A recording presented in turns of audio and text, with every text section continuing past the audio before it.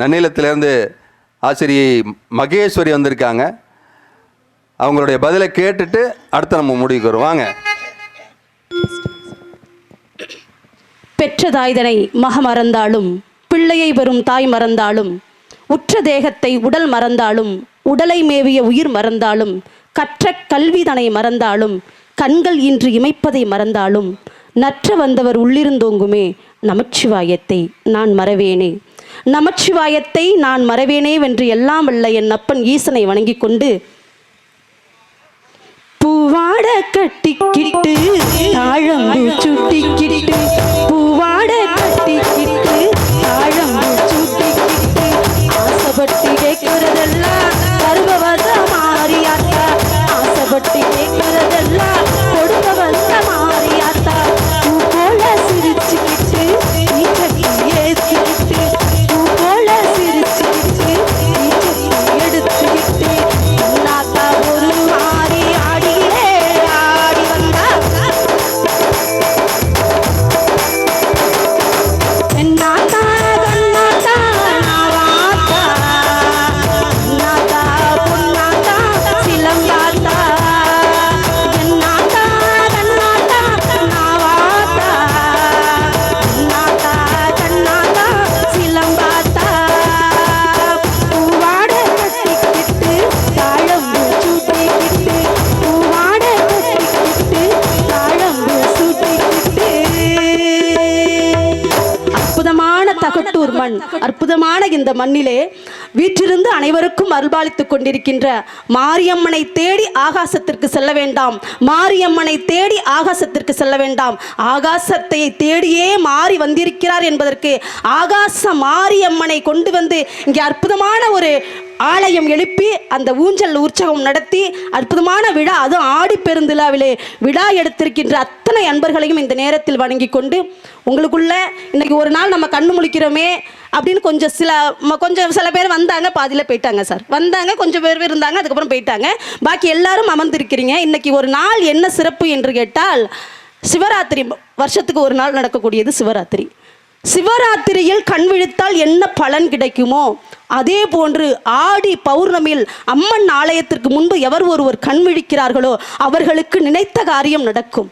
நம்ம நினைச்ச உடனே போற இடம் தியேட்டரோ இல்ல பீச்சோ பார்க்கோ எது வேணாலும் இருக்கலாம். ஆனால் ஆடி பௌர்ணமி ஆலயத்தில் என் வாசல்ல வந்து நம்ம நினைச்சு உட்கார்றதை விட நீ வந்து உட்காரு என்று அவள் அழைத்தால் மட்டும்தான் வரக்கூடிய இடம் ஆலயம். அதனால அவள் அழைச்சி நம்ம எல்லாரும் இந்த இடத்துக்கு வந்திருக்கிறோம். அதனால் அவளுக்கு ஒரு மிகப்பெரிய நன்றியையும், என்னை அழைத்த தமிழ் ஆசிரியர் ரொம்ப அழகா, அதுவும் பேசுற அரை மணி நேரத்துல ஒரு பேச்சாளர் என்பதை காட்டிலும் ஒரு அறிவுரை சொல்லக்கூடிய ஒரு ஆசானாக, பட்டிமன்றத்தில் சிறந்த தலைவனாக, தமிழ் புலவனாக வீற்றிருக்கின்ற நடுவர் அவர்களை உங்களை வணங்கி கொண்டு, எதிரணியிலேருந்து வந்து 2 பேர் பேசியிருக்காங்க. நல்லா தெரிஞ்சுக்கோங்க, ஒரு ஆசிரியர் ஒரு மாணவனை எந்த அளவிற்கு அறிவுரை சொல்லி வளர்த்திருக்கிறார் என்பதற்கு உதாரணம் தான் அவங்க. உங்களுக்கு வந்து அட்வைஸ் பண்ணி தான் வளர்த்துருக்குறாங்க. அவங்க நீங்கள் என்ன பண்ணணும், நன்றி கடனை என்ன சார் பண்ணணும், இந்த அணியில் வந்து உட்காந்துருக்கணும், மாட்டுக்கு அந்த அணியில் போய் உட்காந்துக்கிட்டு அடிக்கு ஒரு தடவை என் அக்கா அது என் தம்பியை பார்த்துங்க, ஐயோ என்ன சொல்கிறது, நானும் இதே கலரு அவங்களும் அதே கலரு, எவ்வளோ அற்புதமாக பேசிட்டு போயிருக்கிறீங்க. உங்களுக்கு நான் மறுபடியும் வந்துடுறேன். எதிரணியிலும் என் அணியிலும் சிறப்பான பேச வந்திருக்கின்ற பேச்சாளர் பெருமக்களுக்கும் 3 இசை, அதாவது நாங்கள் அண்ணன் சின்ன பிள்ளையிலேருந்தே எனக்கு இசை கற்றுக் கொடுத்தவர், அடுத்தபடியாக என்னுடைய ஆரியர் நண்பர் அண்ணனையும் தெரியும்.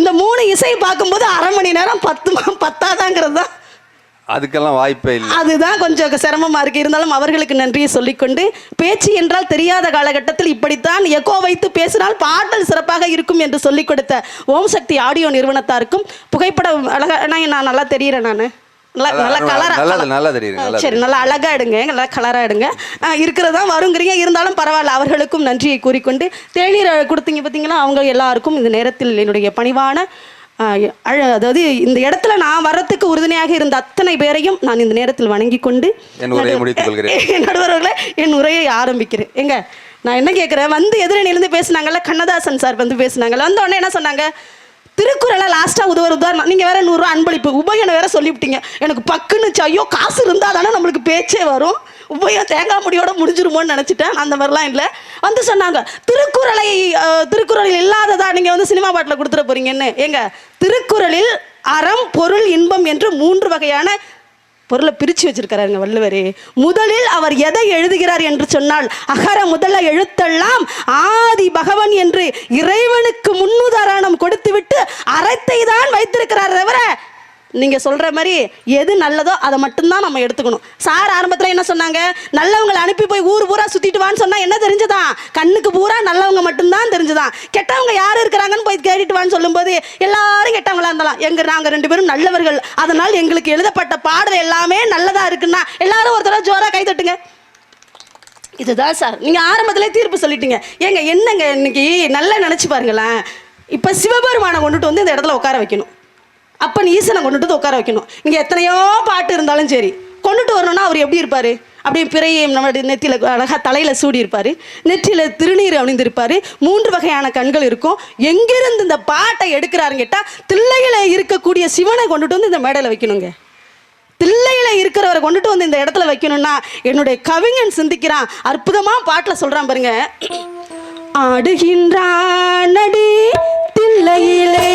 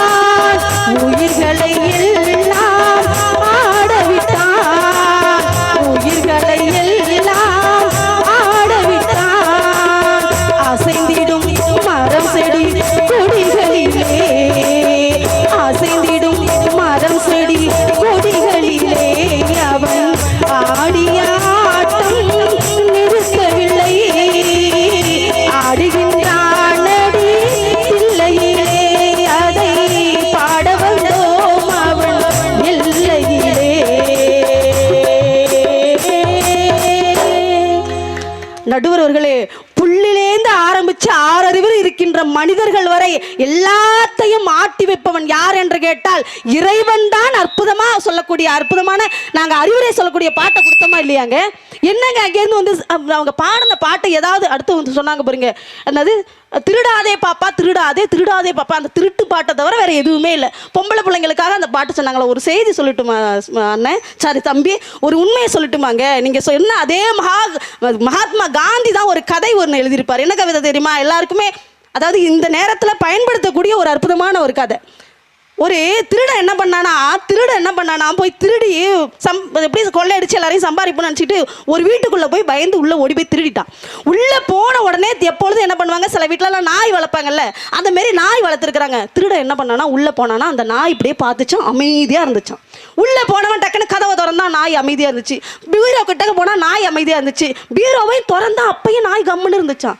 இவனுக்கு சந்தேகம் வந்துருச்சு. உள்ளே திறந்தோம் நாய் சும்மா இருக்கு, கதவை திறந்தோம் நாய் சும்மா இருக்கு, பீரோவை திறந்தா நாய் சும்மா இருக்கு, பணத்தை நகை எல்லாத்தையும் பார்த்துட்டோம். ஒருவேளை இந்த நேரத்தில் நம்ம எடுக்கிற நேரத்தில் நாய் கத்திவிட்டுனா என்ன பண்ணுறதுன்னு நினச்சிக்கிட்டு இருக்கக்கூடிய பிஸ்கெட்டை தூக்கி போட்டானோ. பிஸ்கெட்டை போட்ட உடனே நாய் என்ன பண்ணோம், சாப்பிடும்ல. ஆனால் அந்த நாய் என்ன பண்ணுச்சா, குறைக்க ஆரம்பிச்சிட்டான். லொல்லுன்னு குறைக்க ஆரம்பிச்சது. இவனுக்கு சந்தேகம் வந்துருச்சு. உள்ளே வந்தா அமைதியாக இருந்த, கதவு திறந்து அமைதியாக இருந்த, பீரோவை திறந்து அமைதியாக இருந்த, இப்போ நான் நகை எல்லாத்தையும் திருட போகிறேன், உனக்கு ரொட்டியை தூக்கி போடுறேன், நீ சாப்பிட வேண்டியதானே, எதுக்கு கத்துற அப்படின்னு கேட்கும்போது அந்த நாய் பதில் சொல்லலாம். உள்ளே வர்றப்ப, கதவு திறக்கிறப்ப, பூட்டை திறக்கிறப்ப எல்லாருக்கும் போது நான் அமைதியாக இருந்தேன். ஏன் தெரியுமா, நீ எப்போ ஏதோ உன் வேலையை செய்யறேன்னு நான் அமைதியாக இருந்தேன். எப்போ நீ எனக்கு பிஸ்கெட்டுன்னு உன்னை தூக்கி போட்டியோ, ஏதோ ஒரு தவறு செய்ய போற, அதனால தான் நான் கொலைச்சேன்னு அந்த நாய் சொன்னதாக அற்புதமாக ஒரு கதை எழுதியிருப்பார். இப்படிலாம் சொன்னால் கை தட்டணும். உண்மையை சொன்னா கை தட்டணும். அதனாலதாங்க அழகா பாட்டுல சொன்னா, திட்டம் போட்டு திருடுற கூட்டம் திருடி கொண்டே இருக்குது, அதை சத்தம் போட்டு தடுக்கிற கூட்டம் அடுத்து கொண்டே இருக்குது.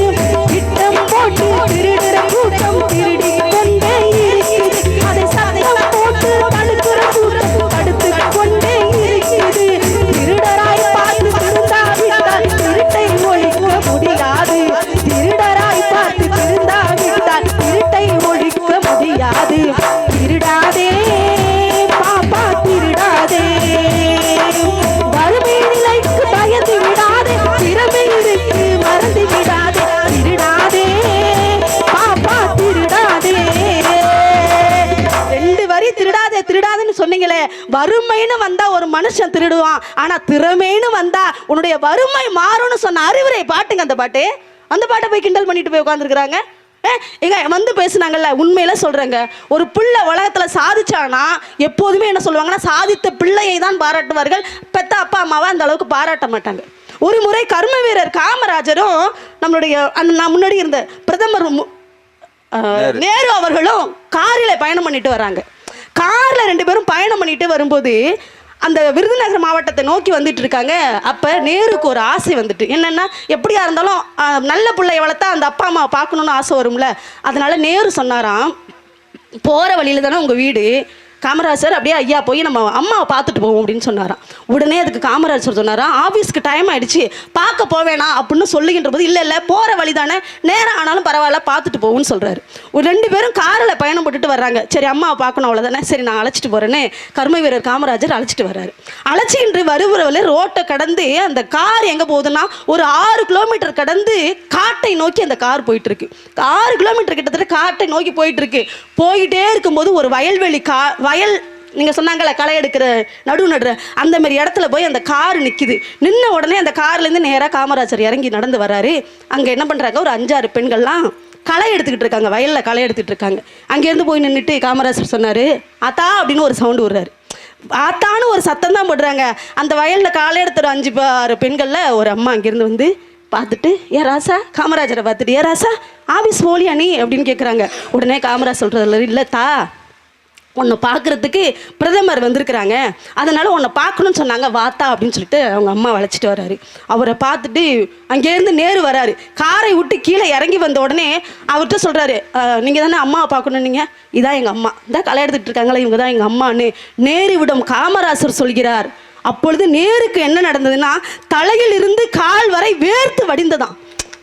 வேர்த்து வடிஞ்சுதான். வெயிலில் நடந்து வந்தது கிடையாது, காரில் பயணம் பண்ணிட்டு கிடையாது. ஏன் தெரியுமா, ஒரு நாட்டையே ஆளுகின்ற முதலமைச்சருடைய தாய் களை எடுக்கிறான்னா இவன் தாயா சரியான தாய் அப்படின்னு சொல்லிட்டு அவரே பாராட்டுனா அந்த அதிர்ச்சியில் வெயிர்த்ததாங்க.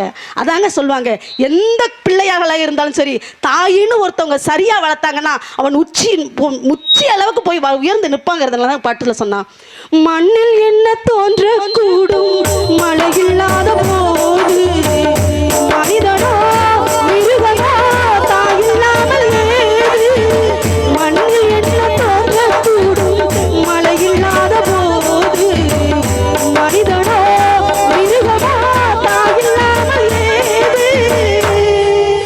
அடுத்த பாட்டு பாடும், அதனால நான் ஒரே வரியில முடிச்சுக்கிறேன். நல்லா இருக்குல்ல என்ன பாட்டு, யாரா இருந்தாலும் அம்மாங்கிறவங்க வேணும்ல, கருத்துள்ள பாட்டா இல்லையா? ஏங்க அவங்க சொல்கிற மாதிரி சும்மா அந்த இப்போ ஒரு திரைப்படத்தில் ஒரு 4 பாட்டு வந்திருக்குன்னா ஒரு சில பாட்டு வரும், எந்த பாட்டு நல்லா இருக்கோ அந்த பாட்டு மட்டும்தாங்க நிற்கும். சும்மா சொதப்புற மாதிரி வர பாட்டுனா இன்னைக்கு கேட்டுட்டு நாளைக்கு போயிடலாம், அந்த மாதிரி இருக்க முடியுமாங்க? அடுத்து வந்து என்னுடைய அற்புதமான ஆசான் அவர் ரிட்டையர் ஆகிட்டாங்கிறப்ப என்னால் நம்பவே முடியல. வந்து சொன்னாங்க பார்த்தீங்களா அப்பாவினுடைய கருத்தை பற்றி. எங்க உண்மையாக சொல்கிறாங்க, ஒரு பாட்டு பாடாங்க பார்த்தீங்களா, உழைச்சி உழைச்சி உள்ளங்கையில் ரேகை இல்லை என்று ஒரு அறிவுரை தரக்கூடிய ஒரு பாட்டு அழகாக சொன்னாங்கங்க. பாட்டு மட்டும் கிடையாது, என்னுடைய கவிஞன் சிந்திக்கின்ற பொழுது கவிதையை கூட அழகா அப்பாவுக்கு கவிதை எழுதி கொடுக்க முடியுங்க. ஒரு சமீபத்தில் இறந்து போன நான் முத்துக்குமார் அவர் ஒரு கவிதை எழுதியிருப்பார். நல்லா நினச்சி பாருங்களேன், அந்த ஆண்கள்லாம் என்ன பண்ணுவாங்கன்னு கேட்டால், கல்யாணம் ஆகிறதுக்கு முன்னாடி வண்டியில் போனாங்கன்னு சொன்னால் அந்த வண்டி எப்படி போகும்னா ஒரு 80 ஸ்பீடில் போகும், இல்லை 70 ஸ்பீடில் போகும். திருமணம் ஆகலை அப்படின்னு சொல்லியாச்சுன்னா 70 ஸ்பீடில் போகும். மனைவியை கூட்டிகிட்டு போகும்போது அது அவங்கவுங்க வசதிக்கு தகுந்த மாதிரி போவாங்க. ஆனால் குழந்தைன்னு ஒன்று பிறந்துருச்சு அப்படின்னு சொல்லியாச்சுன்னா அந்த குழந்தையை தூக்கி முன்னாடி உட்கார வைக்கும்போது அந்த வண்டியினுடைய வேகம் 20 கிலோமீட்டரை விட தாண்டாது. 20 கிலோமீட்டரை விட தாண்டாது. ஏன் தெரியுமா? எப்பொழுதுமே தகப்பன் என்பவன் நிதானம் என்பதை கடைபிடிக்கின்ற போது பிள்ளைகளுடைய நலனில் அவன் மீது அளவுக்கு அறிங்க அக்கறை இருக்குங்க. அப்போ நான் முத்துக்குமார் ஒரு கவிதை எழுத சொல்லியிருப்பாரு. மனைவிக்கு குழந்தை பிறந்துருச்சு, உங்களுக்கு தெரியும்னு நினைக்கிறேன் அந்த கவிதை. சொல்லுங்க சொல்லுங்க. இல்லை 2 வரி சொல்லுங்களேங்க. ஞாபகம் இல்லையா? சரி, அதை கூட பாட புஸ்தகத்தில் கூட, ஏன்னா நான் என்ன சொல்கிறேன்னா, பாட்டு நல்லா இல்லை அப்படின்னு சொல்லியாச்சுன்னா யாரும் கேட்கறதுக்கு கூட மனிதர்கள் இருக்க மாட்டாங்க. ஆனால் இன்னைக்கு 9ஆம் வகுப்பு தமிழ் பாடத்தில் நான் முத்துக்குமார் ஒரு திரைப்பட பாடலாசிரியர் எழுதுகின்ற கவிதையை கொண்டு வந்து ஒரு பாட புஸ்தகத்தில் சமீபத்தில் வச்சிருக்காங்கன்னா காரணம் அது அறிவுரை தரக்கூடிய பாடல், அறிவுரை தரக்கூடிய கவிதை. அதனால பிள்ளைங்கள்ட்ட மத்தியில் போய் சேர்க்கணுங்கிறதுனால அதை வச்சிருப்பாங்க. அதில் முதலில் வரக்கூடிய வரி 4 வரி மட்டும் சொல்கிறேன். உன்னை அவங்க அம்மாவுக்கு டெலிவரி ஆக போதான், அவசரமாக போய் ஹாஸ்பிட்டலில் சேர்த்தாங்களாம். சேர்த்த உடனே இவர் பார்க்க வர்றாரு. உன்னை அள்ளி என் உள்ளங்கையில் கொடுத்தார்கள், அவசரமாக மருத்துவமனையில் போய் சேர்த்தார்கள். நீ பிறந்த பொழுது உன்னை அள்ளி என் உள்ளங்கையில் கொடுத்தார்கள். ஒவ்வொரு தகப்பனும் சிந்திக்கக்கூடியது. உன்னை அள்ளி என் உள்ளங்கையில் கொடுத்தார்கள். நான் உன்னை சற்று நேரம் பார்த்தேன். குரு குரு குரு என்று குட்டி கண்களோடு என்னை பார்த்து என் சட்டையை பிடித்து இழுக்குவதை போன்று இருந்தது. அந்த குழந்தையை பார்த்த உடனே அந்த குட்டி கண்ணை வச்சுட்டு பிள்ளைக்காரன் பார்க்குறானா. அப்பொழுதுதான் தகப்பன் உணர்கிறான், முதலில் என் உதிரம் உருவமானது, முதலில் என் உதிரம் உருவமானது. அப்பயே அவன் என்ன தெரியுமா நினைச்சிருக்கிறான், இந்த காலம் மிகவும் பொல்லாததுப்பா. எங்க அப்பா என்ன பண்ணாரா, அப்படியே 60 வயசு 70 வயசுல ஆகாய விமானத்தை அண்ணாந்து பார்த்தார். நானோ அதில் ஒரு 40 வயதில் பயணம் செய்தேன். நீயோ 6 மாத குழந்தையாக அதில் ஏறி வருகிறார். உன் பிள்ளையோ அதிலே குடிகொண்டு வாழ்வான், உன் பிள்ளையோ அதிலே குடிகொண்டு வாழ்வான். என் பாட்டனோ காடு திருத்தினான், என் தகப்பனோ கழனி திருத்தினான். இன்றோ நான் விதை விதைக்கிறேன், நீ நாளை அறுவடை செய்வாய். உன் பிள்ளைக்கான விதையை நீ சேர்த்து வைக்க வேண்டும் என்று ஒரு தகப்பன் செஞ்சுட்டான்னா அதாங்க அப்பாவினுடைய கவிதை. அதாங்க அப்பாவினுடைய இந்த பேர்பட்ட அறிவுரை யாரால சொல்ல முடியும்னா என்னுடைய கவிஞர்களை மட்டும்தாங்க சொல்ல முடியும். அதாங்க பாட்டில் சொன்ன ஒரு அப்பாவுக்கு எதுமாங்க பெருமை. நீங்கள் எல்லாரும் என்ன நினைப்பாங்க, அப்பாங்கிறவங்க வில்ல மாதிரி திட்டுற மாதிரி அடிக்கிற மாதிரி, அதெல்லாம் கிடையாதுங்க. எவ்வளவுதான் அவன் கஷ்டப்பட்டு வந்தாலும் உள்ளே வந்த உடனே செருப்பு காலை கழுட்டு நான் முதலில் கேட்கக்கூடிய வார்த்தை, பிள்ளை சாப்பிட்டானாடி. கேட்போமா கேட்க மாட்டோமா, பிள்ளை சாப்பிட்டானாடி. எங்க உடம்பு முடியலனாலும் சரி, அவன் ஒரு தூக்கி கொஞ்சி அதெல்லாம் தெரியாது. சும்மா படுக்க போகிற நேரத்தில் சும்மாவது ஒரு எட்டி பார்த்துட்டு பிள்ளைய ஒரு தடவி அந்த வருடி கொடுக்கின்ற அன்புக்கும் பாசத்திற்கும் நிகர் இந்த உலகத்தில் எதுவுமே கிடையாதுங்க. அதாங்க அழகா பாட்டில் சொன்னான். மழைக்காகத்தான் மேகம், அடக்கலைக்காகத்தான் மேகம், உயிர் கலந்தோடவே நாள் மகனேவா, நீ சொந்த காலிலே தலை சுற்று பூமியை வெள்ளு, இது அப்பன் சொல்லிய சொல்லு மகனேவா,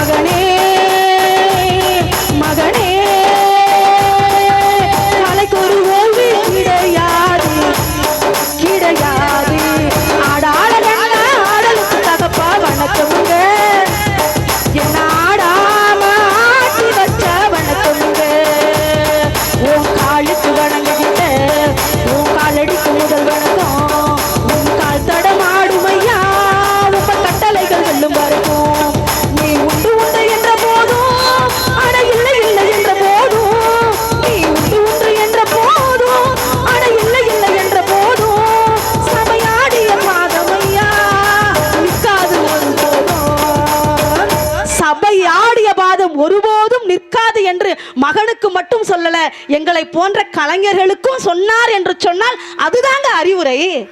எனக்கு சார் சொன்னாங்க பார்த்தீங்களா, வயது 70 வயதுல ஒரு கலைஞன் மேடை. சார் உண்மையாக சொல்கிறேன், மாது ப்ரோக்ராம் நான் படுத்து தூங்கி கிட்டத்தட்ட ஒரு 60 நாட்களை கடந்துருச்சு சார். 60 நாட்கள் நாளைக்கு நிகழ்வு தான். எங்களுக்கெல்லாம் டயர்டுங்கிறது சோர்வு என்பது இருக்கும். ஆனால் மேடையில் ஏறுகின்ற போது எல்லாம் இந்த என்ன அது ஒரு கலையின் மீது வைத்திருக்கிற காதலா இல்லை பற்றா இல்லை பக்தியான்னு தெரியாது, எல்லாத்தையும் கடந்து விட்டு அன்புக்குரிய ஐயா சொன்னாங்க பார்த்தீங்க, 70 வயசு மேலே ஏறி நின்று நான் பாடுறேன் அப்படின்னு சொன்னால் அதுதாங்க அறிவுரை. அது எங்களால் மட்டும்தான் முடியும். உங்களால் முடியுமா? முடியாது. அடுத்து வந்து சொல்கிறாங்க, என்னுடைய மனைவி என்பவள் எவ்வளோ ஜோக்கு, எவ்வளோ கிண்டல். அவங்க மனைவி அவ்வளோ தூரம் கிண்டல் பண்ணிட்டு போகிறாங்க. நான் என்ன கேட்குறேன், மனைவி என்பவள் அது ராமாயணத்தெலாம் தொட்டு பேசினாங்க அவங்க. ஆமாம், ராமாயணத்தை தொட்டு பேசி. சார் நான் என்ன சொல்கிறேன்னா, நம்ம ராமாயணம் இதிகாசங்களை படித்திருக்கிறோம், கேட்டிருக்கிறோம், புராணத்தில் பார்த்துருக்கோம். உங்களுக்கு தெரியாத அறிவுரை எனக்கு தெரியாது, என்னை விட புத்திசாலிகள், திறமைசாலிகள். இருந்தாலும் ஒரே ஒரு சின்ன அட்வைஸ் மட்டும் சொல்கிறேன். உங்களுக்கு தெரிந்திருக்கும், எல்லா மனைவியுமே என்ன பார்ப்பாங்க, என்ன எதிர்பார்ப்பாங்க, எனக்கு ராமர் மாதிரி ஹஸ்பண்ட் வேணும். ஒவ்வொரு கணவனும் என்ன நினைப்பாங்க, எனக்கு சீதாம்மா மாதிரி ஒய்ஃப் வேணும். அதெல்லாம் மாற்றுங்க. அதெல்லாம் மாற்றி விட்டு திருமணம் ஆயிடுச்சு, வாழ்கிற நாமளே தன்னுடைய மனைவிக்கு ராமராகவும் தன்னுடைய கணவனுக்கு சீத்தையாகவும் வாழ வேண்டும் என்ற எண்ணம் இருந்தாலே போதுங்க. நம்ம தாங்க ராமர், நம்ம தாங்க சீதா, வேலை முடிஞ்சு போச்சு. அதுதாங்க என்னுடைய அட்வைஸு. இந்த மனைவி சும்மா கிண்டல் பண்ணுவாங்க, தோசைக்கெல்லாம் என்னென்னமோ சொன்னாங்க. கல்யாணம் ஆகிறதுக்கு முன்னே சும்மா தொழிலாளியாக வேலை செஞ்சிட்டு இருப்பான் அந்த கணவன். ஒரு ஆண்மகன் என்ன பண்ணுவார், கோச்சிக்காதீங்க, இந்த மாதிரி ஒரு கீபோர்டு இருந்ததுன்னா வாடகைக்கு எடுத்துகிட்டு போய் வாசிச்சுட்டு இருப்பாங்க. இந்த மாதிரி இப்போ ஒரு பேடு இருந்ததுன்னா வாடகைக்கு எடுத்துகிட்டு போய் ஒரு தொழிலாளியாக, ஆப்ரேட்டர் இருந்தாங்கன்னா தொழிலாளியாக வாசிச்சுட்டு இருப்பாங்க. திருமணம் ஆன பிறகு வரக்கூடிய மனைவி சொல்லுவாங்க, கண்ணதாசன் சார் எவ்வளவு நாள் தான் நீங்கள் வாத்தியாருக்கு ஸ்டூடெண்ட்டாகவே இருக்கிறது, எவ்வளோ நாள் தான் ஸ்டூடெண்ட்டாகவே இருக்கிறது, போய் பட்டிமன்றத்தில் போய் 4 பட்டிமன்றத்தை போய் பாருங்கள், 4 பட்டிமன்றத்தில் 2 பாட்டு என்கிட்ட பாட்டு கற்றுங்க, சரியாக இருந்தால் நான் 2 தட்டு தட்டி கற்றுக் கொடுத்துட்றேன். ஆமாம், உள்ளூர் ஒரு 4 மேடை ஏறி பேசுங்க. எவ்வளவு நாள் தான் கீழே உட்காந்து கேட்டுக்கிட்டு இருப்பீங்க, போய் மேடையில் போய் பேசியா, நீனும் பேச்சாளர் ஆகலாம். சொல்கிறது யாருங்க, சொல்கிறது யாரு? உங்கள் வீட்டாண்ட அம்மா தானே சொல்கிறாங்க. எவ்வளோ நாள் தான் வாடகைக்கு எடுத்து வாசிட்டு இருப்பீங்க. நகை நட்டு தர்றான், இருக்கிறத அடமானம் வைப்போம், சொந்தமாக ஒரு ஆடியோ வாங்கி போடுங்க. யோ, தொழிலாளியாக இருக்கிற நீ முதலாளியாக மாறியா வச்சுருங்க இவ்வளோ இருக்கு. ஐயோ, அப்படிலாம் கிடையாது, சும்மா ஒரு அட்வைஸ் தானே சார். எவ்வளோ நாள் தான் நீ வந்து தொழிலாளியாகவே இருப்ப, முதலாளியாக மாறுங்க சார். நான் என்ன சொல்கிறேன், வாழ்க்கையில் நீங்கள் எல்லாத்தையும் இழந்துடலாம். சொத்து, சுகம், சொந்தம், பந்தம், அண்ணன், தம்பி, மாமா, மச்சான் எல்லாத்தையும் இழந்துட்டு நிற்கதியாக நிற்கின்ற போது மனைவி சொல்கிற ஒத்த வார்த்தை இருக்குது பார்த்தீங்களா, என்னையா காசு, என்னையா பணம், எல்லாம் போனால் போட்டுங்க, கடைசி வரைக்கும் நான் கூடவே இருப்பேன்னு ஒத்த வார்த்தை சொல்கிறா பார்த்தீங்களாங்க. அப்போதாங்க மனைவி. அப்பேற்பட்ட மனைவியை நம்ம எல்லாரும் பாராட்டணுங்க. கை தட்டுங்கக்கா. அப்பேற்பட்ட மனைவியை பாராட்டணும். அதுதான் அழகாக சொன்னான், நீ எவ்வளோ பெரிய புள்ளா இருந்தாலும் சரி, உன்னை பாட வைக்கிற புல்லாங்குழலாம் மாற்றுறது யாருன்னு கேட்டால் மனைவியால் மட்டும்தாங்க முடியும். அதாங்க சொல்லுவான், புள்ளை கூட பாட வைத்த புல்லாங்குழல், இந்த கல்லை கூட கரைய வைத்த கலை தேவதை,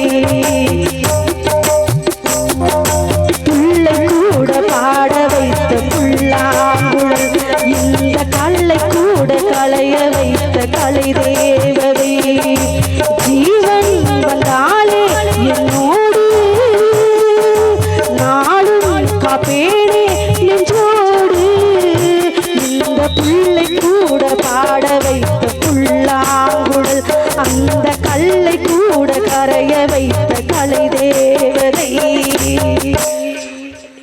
விஜயகாந்த் பாட்டு தெரியாதா உங்களுக்கு?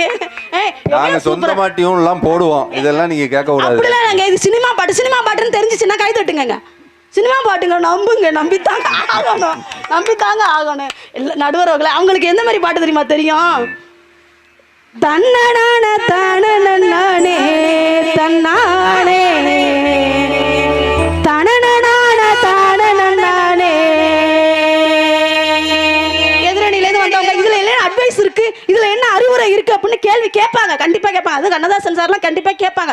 மனைவி சொல்லியே அனுப்பியிருப்பாங்க, எதிரணியில என்ன பேசினாலும் எதிர்த்து பேசினாதான் உனக்கு தோசை, இல்லை என்றால் எதுவுமே கிடையாது. அதுவும் மண்டை காட்டி இங்க இருந்து கிளார் அடிக்குதான். எங்க வீட்டுல தான் அவரால் எதிர்த்து பேச முடியல, இங்கனால பேசிட்டு போறாங்க, பேசிட்டு போட்டு சொல்லி தாங்க அனுப்புவாங்க. என்ன அட்வைஸ் தெரியுமா, எவ்வளவுதான் கணவன் மனைவிக்கு 2 பேரும் சண்டை போட்டுக்கிட்டு இருந்தாலும் வெளியிலேருந்து வரக்கூடிய அம்மாவோ அப்பாவோ உங்க வீட்டுக்காருக்கு என்ன சண்டைனா ஒண்ணுமே இல்லை. தண்ணி ஆடி சாப்பிட்டு வந்தாரு, அவர்லாம் குடிச்சாலும் சரி என்னட்டு சண்டை போட மாட்டாரு. தண்ணி குடிச்சிட்டு வந்து சட்டை அடிப்பார், அதெல்லாம் அடிக்கவே மாட்டாரு. மல்லிகைப்பூ வாங்கி கொடுப்பாரு, பட்டுப்படம் எடுத்து கொடுப்பாரு, நகை நட்டு எடுத்து கொடுப்பாருன்னு அப்படியே சொல்லி சமாளிக்கிற அறிவுரை பாட்டுங்க இது. தன்னனான தான நன்னானே தன்னானே தனனான தான நன்னானே தன்னனான தான நன்னானே தன்னானே தனனான தான நன்னானே. கோபக்கார மச்சானும் இல்லை, மச்சா கொடுமை செய்யும் மச்சானும் இல்லை. தாங்கிடுவார் ஏந்திடுவார், தாங்கிடுவார் ஏந்திடுவார், தங்கமே கூப்பிடுவார். கோபக்கார மச்சானும் இல்லை,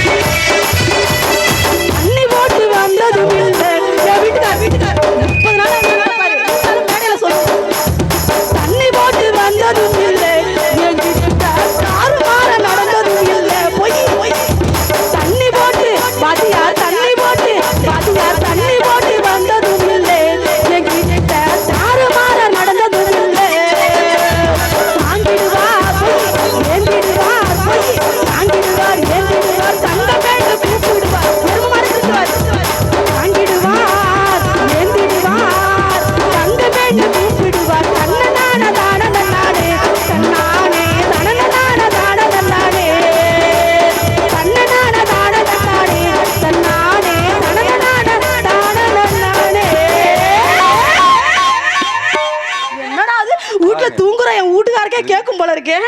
இதுக்குதான் கைத்தட்டல் வருது. அதுக்குதான் கைத்தட்டல் வருது. ஏன் தெரியுமா வருது? பாவம் அந்த புள்ள எவ்வளவுதான் குடிச்சிட்டு வந்து அடிச்சாலும் திட்டுனாலும் பொய் சொல்லி அறத்தை காப்பாத்துதே அப்படிங்கிறதுக்காக சொல்றாங்க. அடுத்தபடியாக அவங்க சொன்னாங்க பாருங்க, அகிம்சையை மகாத்மா காந்தி பின்பற்றினாரு, அதற்காக அவர்களுக்கு அவர் ஏதோ கதை. நான் என்ன சொல்றேங்க, நீங்க அந்த பணத்தை பாத்தீங்கன்னா, பணம் இருக்குல்ல, பணத்துல மகாத்மா காந்தியினுடைய புகைப்படம் இருக்கும். சில இடத்துல அடுத்த பக்கம் திருப்பி பாருங்களேன், மகாத்மா காந்தியினுடைய புகைப்படம் கூட தேவையில்லை, அவர் போட்டிருக்கிற கண்ணாடி போட்டிருப்பாங்க. கண்ணாடி போட்டிருப்பாங்களே, வேணா பணத்தை எடுத்து பார்த்துங்க. நான் என்ன சொல்றேன்னா, நீ அடுத்தவர்களுக்கு அறிவுரை கூறினால், அடுத்தவர்களுக்கு அன்பை செலுத்தினால், அடுத்தவர்களுக்கு அகிம்சையை பின்பற்றினால், நீ பயன்படுத்திய ஆடை கூட அந்த இடத்தில் பேசப்படும். நீ பயன்படுத்திய ஆடையை கூட உனக்கு மரியாதை செய்வார்கள் என்பதற்காக தாங்க அந்த இடத்துக்கு பின்னாடி, பணத்திற்கு பின்னாடி அழகா அந்த கண்ணாடியை போட்டிருக்கிறாங்க. நீங்க என்ன ஒரு படம் இருந்ததுன்னா ஒரு 4 குட்டு பாட்டு தான் இருக்கும், ஜாலியா என்ஜாய் பண்ணிட்டு போயிட்டு அது மறந்துடும். ஆனா அறிவுரை சொல்லக்கூடிய பாட்டு தானங்க அந்த இடத்துல இருக்கும். இப்ப இங்க நடக்கக்கூடிய அந்த நிகழ்வு மகாபாரதத்தை பத்தி எல்லாருமே தொட்டு பேசினாங்க. நான் அதிகமாக பேசவில்லை. கவியரசு கண்ணதாசன் வந்து ஒரு எப்படி சொல்கிறது, எடுத்த உடனே அவர் சாமியெல்லாம் கும்பிடலைங்க.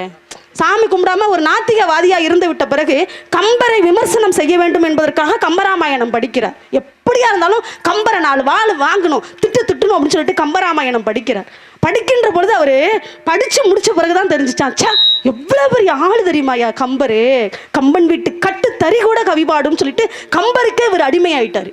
ராமருக்கு பாட்டு எழுதுறாரு, 2 வரி, 2 வரி தான். அதுக்கப்புறம் நம்ம கிருஷ்ணனுக்கு பாட்டு வந்துடும். 2 வரிங்க. ராமருக்கு பாட்டு எழுதுறாரு. கம்பராமாயணம் படித்து விட்டு எழுதக்கூடிய பாடல் எதுன்னு கேட்டா, ராமன் எத்தனை ராமனடி,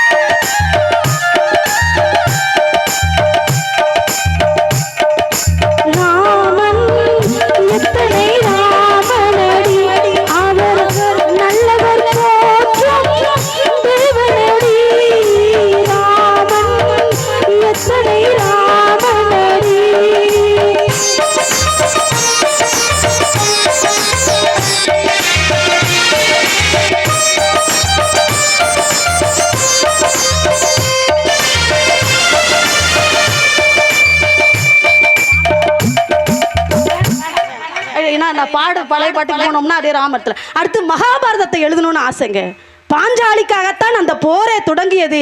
உடனே கண்ணதாசன் யோசிச்சார், எப்படி அந்த பாட்டை எழுதணும்னு. மகாபாரதத்தை கொண்டுட்டு வந்து ஃபுல்லா அந்த கதையை கொண்டு வந்து வைக்க முடியாது, 4 வரி எழுதணும். அந்த 4 வரியும் அறிவுரை சொல்லக்கூடியதாகவும் இருக்க வேண்டும், இறைவனை பாடக்கூடியதாகவும் இருக்க வேண்டும். கண்ணதாசன் யோசிச்சாரு. பாஞ்சாலி புகழ் காக்க தந்தை கொடுத்தார், அந்த பாரத போர் முடிக்க சந்தை எடுத்தார். பாஞ்சாலி புகழ் காக்க தந்தை கொடுத்தார், அந்த பாரத போர் முடிக்க சந்தை எடுத்தார். பாண்டவர்கள் உரிமை உள்ள பங்கை கொடுத்தார், பாண்டவர்கள் உரிமை உள்ள பங்கை கொடுத்தார். நாம் படிப்பதற்கு கீதை எனும் பாடம் கொடுத்தார், நாம் படிப்பதற்கு கீதை எனும் பாடம் கொடுத்தார். புல்லாங்குழல் கொடுத்த மூங்கில்களே, எங்கள் புருஷோத்தமன் புகழ் பாடுங்களே. அறிவுரை சொல்லக்கூடிய பாடல்கள் என்றால் அதுதானங்க இன்னைக்கு வரை நின்றுட்டு இருக்கு. இன்னைக்கு சினிமா பாட்டில் டப்பாங்குத்து பாட்டு மாதிரி எழுதுறாங்க, நான் இல்லைன்னு சொல்லல. ஆனால் அந்த பாடல்கள் எல்லாமே மழை நேரத்தில் வர்ற காளான்களுக்கு போல இன்னைக்கு வரும், நாளைக்கு மறைஞ்சு போயிடும். வானவில் போல கொஞ்ச நேரம் இருக்கும், அடுத்த நிமிஷம் மறைஞ்சு போயிடும்.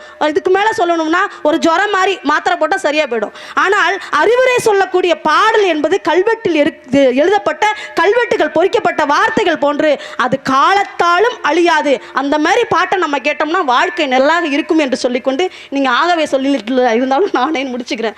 ஆகவே நடுவர் அவர்களே, சினிமா பாடல்கள் என்பது அடுத்து அவங்க கேட்டாங்க, ராமாயணத்திலே மகாபாரதத்தில் இல்லாததா கவிஞர்கள் வந்து எழுத போகிறார்கள் என்று. எங்க ராமாயணம் மகாபாரதம் எல்லாராலும் படிக்க முடியாது, ஆனால் கதைகள் கேட்கலாம். ஆனால் சினிமா பாடல்கள் என்பது எல்லாரையும் கேட்க முடியும். ஏன் என்று கேட்டால் அது இசையோடு கலந்து இருக்கணும். முருகனை பற்றி பாடணுமா, முருகனை பற்றி பாடணுமா? நீங்கள் சொன்னீங்கல்ல, என்ன 2 பேரும் சொன்னீங்கல்ல, சொல்ல சொல்ல இனிக்குதுடா முருகா, சொல்ல சொல்ல இனிக்குதுடா முருகா, உள்ளதெல்லாம் உண்மையினை சொல்ல சொல்ல இனிக்குதுடா முருகா. முருகனை பற்றி சொல்லணும்னா அழகா நாங்க பக்தி பாட்டு கொடுப்போம். முடிச்சிட்டுங்களா சார்? ஆகவே நடுவர்களே, அந்த பாட்டுக்கு நீங்க எந்த சொல்ற மாதிரி அவங்க சொல்றதுக்கு தீர்ப்பு தராதீங்க. ஏன்னா அது மறைஞ்சிடும். ஆனால் நாங்கள் சொல்லக்கூடிய பாடல்கள் எல்லாமே அறிவுரை தரக்கூடிய பாடல்கள் எல்லாமே, அதுவும் சின்ன சின்ன கைகளை நம்பி ஒரு சரித்திரம் இருக்குது தம்பின்னு ஏன் சின்ன பிள்ளைங்களுக்கு சொல்றாங்கன்னா, முதியவர்கள் எல்லாம் ஒரு குறிப்பிட்ட காலகட்டத்துக்கு அப்புறம் நம்ம மறைந்திருப்பார்கள். ஆனால் இளைஞர்களையும் சிறு குழந்தைகளையும் நம்பி இந்த நாடு இருக்கின்ற காரணத்தினால்தான் அவர்கள் அப்பேற்பட்ட பாடல்களையும் வரிகளையும் எழுதியிருக்கிறார்கள் என்ற தீர்ப்பை நீங்கள் தர வேண்டும் என்று சொல்லிக்கொண்டு, உள்ளம் என்றும் எப்போதும் உடைந்து போகக்கூடாது, என்ன இந்த வாழ்க்கை எண்ணம் தோன்றக்கூடாது, எந்த மனிதன் நெஞ்சுக்குள் காயமில்லை சொல்லுங்கள், காயமெல்லாம் காலம் மறைந்து போகும் ஆயங்கள், வழிதாங்கும் உள்ளம்தான் நிலையான சுகசானம், ஒளிதாங்கும் கற்கள் தானே மண்மீது சிலையாகும், ஒரு கனவு கண்டால் அது தினம் உயர்ந்த அந்த வானம் ரசமாகும். எதுக்கு இதை நான் பாட்டை எழுதினேன்னா, ஒரு கனவு கண்டால் அதை தினம் முயன்றால் அந்த வானம் கூட வசமாகும் என்பதற்காக முன்றைய நாள், அதாவது நினைவு நாளை கொண்டாடிய அப்துல் கலாம் ஐயா அவர்கள் கூட அந்த பாடல்களுடைய வரிகளின் வழிதான் கனவு காணுங்கள், கனவு காண்கள், தூக்கத்தில் வருவது அல்ல கனவு, உங்களை தூங்கல் விடாமல் செய்வதுதான் கனவு என்று வருகின்றவர்கள் எல்லாருமே, முன்னோர்கள் எல்லாருமே அறிவுரையை சொன்னால்தான் அவர்கள் முன்னோர்கள் அறிவுரை தான் கூறியிருக்கிறார்கள் என்ற தீர்ப்பை நீங்கள் தர வேண்டும் என்று சொல்லிக்கொண்டு, காலத்தின் அருமை கருதி உங்க எல்லாருக்கும் மிகப்பெரிய நன்றி. இதையும் தாண்டி மிக சிறந்த பாடகி அவர்கள் கீழே அமர்ந்திருக்கிறார்கள். அவர்கள் வந்து ரொம்ப அற்புதமா பாடக்கூடியவங்க. அவங்க பாட்டை கேட்டால் நம்ம மெய் மறந்துடுவோம். அவர்கள் இவ்வளவு நேரம் கண்விழித்து உட்கார்ந்துருக்கிறாங்க. எப்படிக்கா பாடினேன்?